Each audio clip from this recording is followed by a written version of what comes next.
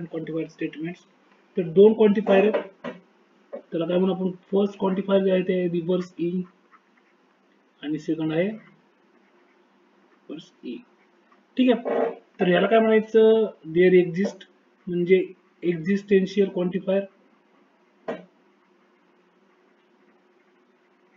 आणि सेकंड आहे रिव्हर्स ए, त्याला म्हणायचं युनिव्हर्सल क्वांटिफायर. त्यांचा मिनिंग काय, हा एक्झिस्टेन्शियल क्वांटिफायर जो आहे ह्याचा मिनिंग आहे देअर एक्झिस्ट, आणि हा जो आहे रिव्हर्स ए त्याला काय म्हणायचं युनिव्हर्सल क्वांटिफायर, त्याचं मिनिंग आहे फॉर ऑल. हा फक्त पॉईंट आहे याच्यात. आणि जर एखाद्या स्टेटमेंट मध्ये या दोन पैकी कोणत्या एखाद्या क्वांटिफायर यूज केला असेल तर त्याला काय म्हणायचं क्वांटिफाईड स्टेटमेंट. तर सांगितलं आपल्याला statement involving quantifier are called as quantified statement. ठीक आहे, तर पुढचा पॉईंट पुढे काय आपल्याला एक एक्झाम्पल सॉल्व्ह करायचे. त्याआधी महत्त्वाचे दोन पॉईंट सांगितले की statement quantified by universal quantifier reverse A is true if all objects in the collection satisfy the condition and it is false if at least one.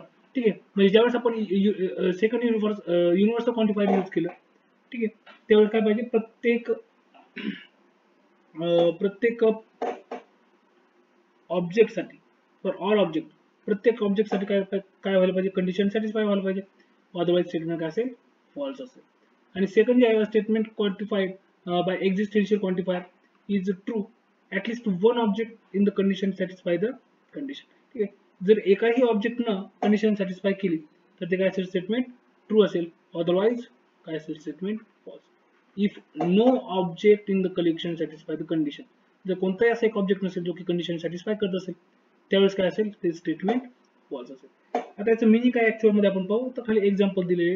First example की काय केलं, आपल्याला एक सेट दिलेला आहे, पुस्तकातलं एक्झाम्पल जसं तसं घेतलेलं. If a is equals to a is a set of numbers 1 2 3 4 5 6 7. काय केले, ए सेट मध्ये काय केले 1 to 7 नंबर आहेत. Determine the truth value of each of the following. First example आहे existential there exists x belongs to a such that x minus 4 is equals to 2.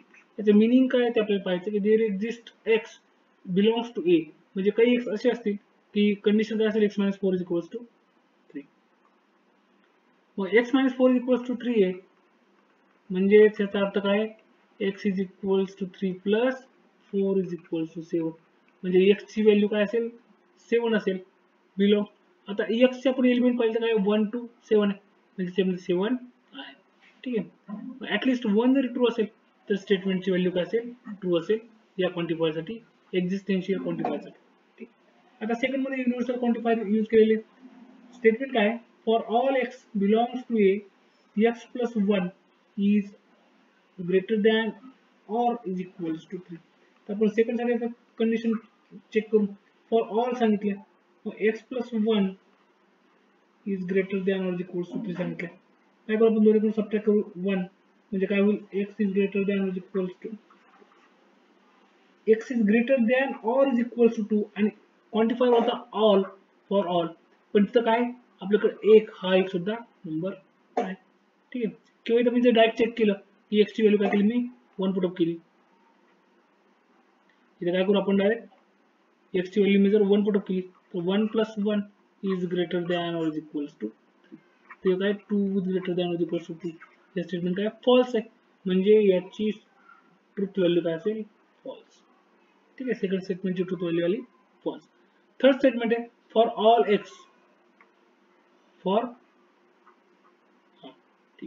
For all x belongs to a 8 minus x is less than or is equals to 7. Direct आपण condition काय करू verify करू.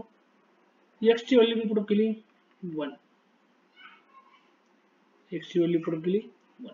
त्यांनी काय सांगितले 8 minus x is less than or is equals to 7.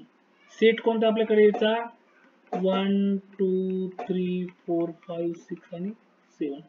x ची value काय करतो आता 1 पुट अप करतो. x ची व्हॅल्यू 1 पुट अप केली तर काय भेटते मला x is equals to 1 असताना काय भेटते की 8 minus 1 is equals to or less than 7 म्हणजे 7 is less than or equals to 7. हिची कंडिशन ट्रू झाली.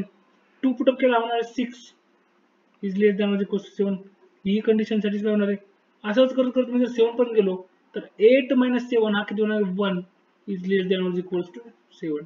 म्हणजे थोडक्यात काय तर तिसरं जे स्टेटमेंट आपल्याला त्यांनी दिलेले with the quantifier is also at last there exist.